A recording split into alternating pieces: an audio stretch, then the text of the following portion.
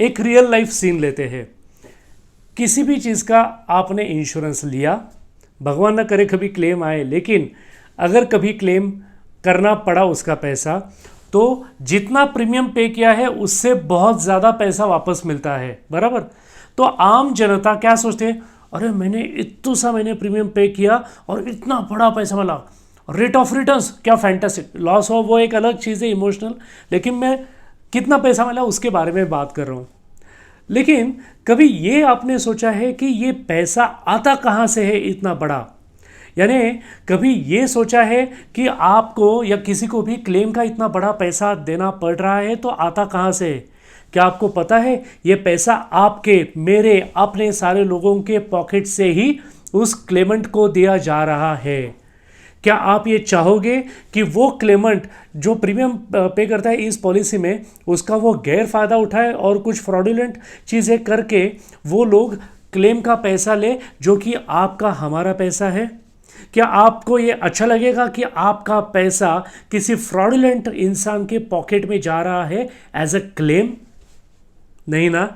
यही रीज़न है कि मेडिक्लेम में भी कुछ एक्सक्लूजन्स डाले गए हैं। जब एक्सक्लूजन्स की बात आती है मेडिक्लेम में, तो वहाँ पे क्या होता है ना कि जनरली मेडिक्लेम में झगड़े बहुत होते हैं कि आपने इसका क्लेम दिया नहीं, आपने उसका क्लेम दिया नहीं, लेकिन वहाँ पे लोग ये भूल जाते हैं कि एक्सक्लूजन नाम की भी कुछ चीज़ मेडिक्लेम में डाली गई है जो पहले एकदम शुरुआत के ज़माने में नहीं थी, लेकिन जैसे जैसे कंपनीज़ को अपने कुछ लोगों की, कस्टमर्स के एक्सपीरियंसेस आने लगे कि लोग फ्रॉडुलेंट इंटेंशन से इंश्योरेंस निकाल के इमीडिएटली क्लेम कर रहे हैं, तो फिर वहाँ पे ये एक्सक्लूजन्स कंपनीज ने लगाना शुरू किया और फिर उसका ये रिजल्ट हुआ कि थोड़े तो फ्रॉडुलेंट क्लेम्स रोके गए हैं।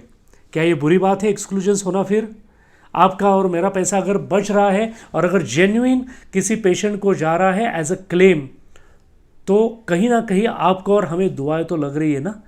आप और हम भी तो कंट्रीब्यूटर्स हैं ना उस पैसे में। तो आज हम इसी के बारे में बात करेंगे कि मेडिक्लेम में ये जो एक्सक्लूजन्स है ये क्या होते हैं, कैसे होते हैं, उनके कंडीशंस कैसे होते हैं, ताकि ये जो एन मौके में जो हॉस्पिटल के साथ या कंपनीज के साथ झगड़े होते हैं ये थोड़े से कम हो जाए, या एजेंट्स के साथ जो झगड़े होते हैं वो कम हो जाए। लेकिन ये एक्सक्लूजन्स कहीं ना कहीं कंपनीज ने एक्सपीरियंसेस लिए हैं बुरे, इसीलिए ये एक्सक्लूजन्स, ये रूल्स लाए गए हैं। तो यहाँ पे कंपनी की मनमानी मत सोचिएगा। तो आज चलिए इसी के बारे में बात करते हैं आपके अपने इन्वेस्टमेंट फंडा चैनल पर, आज मेरे साथ जीवन बाबुल के साथ। लेकिन इसके पहले आप थोड़ा सा ये चैनल सब्सक्राइब तो कीजिए अगर आज आप पहली बार इस चैनल पर आए हैं तो।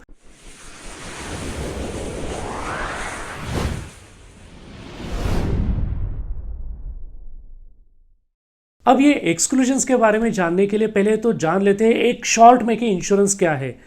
इंश्योरेंस ऐसी चीज़ों के लिए दिया जाता है कि जो अनफोर्सिन है, पता नहीं अचानक से हो जाती है, पता नहीं होता कि ये ऐसा कुछ होने वाला है, या फिर पता नहीं होता कि ये कुछ बीमारी हमें होने वाली है और फिर ये ऑपरेशन करना पड़ेगा, हॉस्पिटलाइजेशन करना पड़ेगा, कुछ पता नहीं होता। अचानक से हुई कोई घटना जहाँ पे कि उस व्यक्ति को फाइनेंशियल बहुत खर्चा आएगा, उस चीज़ का यानी उस फाइनेंशियल जो खर्चा है उसका कॉम्पेंसेशन देने के लिए इंश्योरेंस दिया जाता है।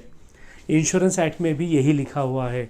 अगर पता है किसी को कि उसको एग्जांपल लेते हैं कि हार्ट की बीमारी है और फिर अगर उसने वो छुपा के रखा, तो ये इंटेंशनली छुपा के रखा ना, और अगर उसको क्लेम गया तो आपका, हमारा पैसा जाने वाला है। तो ये जो एक्सक्लूजन है ये जनरली इसी वजह से लगाए जाते हैं इंश्योरेंस कंपनीज की तरफ से। अब एक्सक्लूजन्स यानी क्या कि एक पर्टिकुलर मेडिक्लेम की पॉलिसी में जो एक्सक्लूजन का जो टाइप है उसके हिसाब से उतने समय तक वो बीमारी, वो घटना कवर नहीं होगी। वो एक्सक्लूजन का पीरियड ख़त्म होने के बाद वो घटना या वो बीमारी कवर होना शुरू हो जाएगा। लेकिन तब तक अगर उस बीमारी से रिलेटेड किसी बीमारी का क्लेम आता है या फिर वो घटना हो जाती है एक्सक्लूजन के टाइम के अंदर, तो वो कवर नहीं होगी, उसका क्लेम नहीं मिलेगा, ना कैशलेस ना रीइंबर्समेंट बेसिस पर। अब एक्सक्लूजन्स तो कई सारे टाइप के होते हैं। अब उसमें से एक बहुत इंपॉर्टेंट टाइप हम लोग देखते हैं परमानेंट एक्सक्लूजन, यानी कुछ बीमारियां, कुछ क्लेम्स ऐसे हैं कि जो हमेशा के लिए कंपनीज ने डिसाइड किया है कि ये कभी भी आ जाए या कभी भी इसके क्लेम आ जाए, वो क्लेम्स नहीं मिलेंगे, वो चीज़ें कवर नहीं की जाएगी उस इंश्योरेंस की यानी मेडिक्लेम की पॉलिसी में।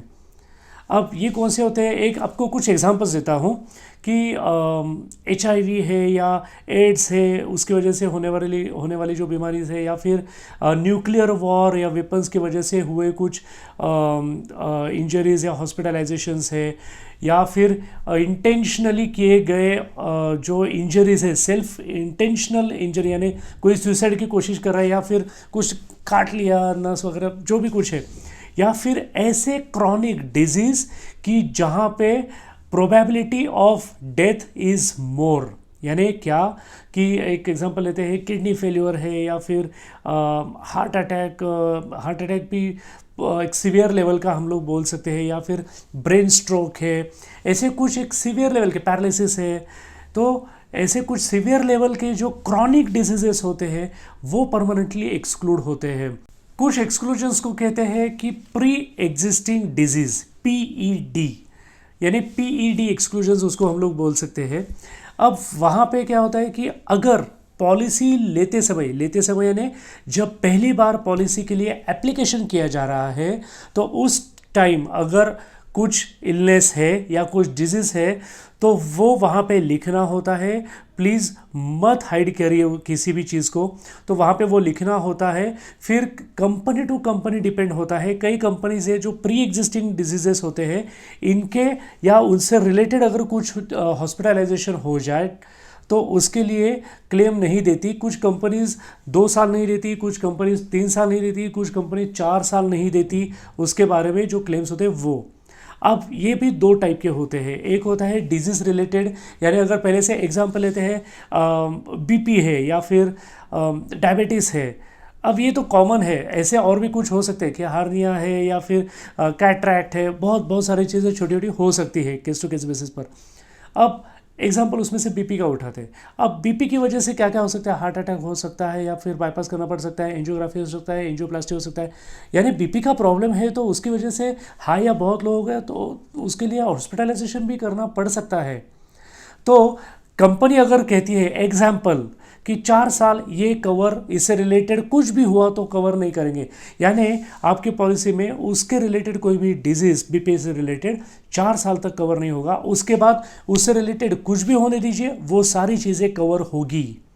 ये तो मैंने BP का दिया है, ऐसे सारी चीज़ों का होगा। लेकिन एक एग्जांपल लीजिए कि अगर किसी का एक्सीडेंट हुआ है, से फॉर एग्जांपल गाड़ी से जा रहे थे और ठोकर लग गई, एक्सीडेंट हो गया, यहाँ पे फ्रैक्चर हुआ और यहाँ पे एक पट्टी डाली हुई है, स्क्रूज उसमें लगाए हुए हैं। अब ये कुछ महीनों तक या फिर मैंने तो देखा है 1-2 साल तक भी कई बार वो रखना पड़ता है, कभी वो पूरी हड्डी जोड़ने के लिए, राइट। ये तो एग्जांपल दे रहा हूँ मैं, इसको पकड़ के मत बैठिए। तो वहाँ पे फिर वो अगर है पॉलिसी लेते टाइम तो वहाँ पे मेंशन करना है कि ऐसा ऐसा है, तो फिर कंपनी बोले कि ठीक है इतने साल तक इससे रिलेटेड अगर कुछ होता है उसको निकालना है, या फिर इससे रिलेटेड कुछ करेक्टिंग कुछ चीज़ें हो जाती है तो वो कवर नहीं होगी। उतने साल के बाद जो भी एक्सक्लूजन का पीरियड है उसके बाद वो भी सारी चीज़ें कवर होना शुरू हो जाएगा। तो इसको कहते हैं प्री एग्जिस्टिंग डिजीज़, PED। वैसे अगर देखा जाए तो मेडिक्लेम के ऊपर जितनी बात करें उतना कम है। ढेर सारे एक्सपीरियंसेस है क्लेम्स के या फिर पॉलिसी निकालते वक्त जो एक्सपीरियंसेस आते हैं, क्या क्या बताए।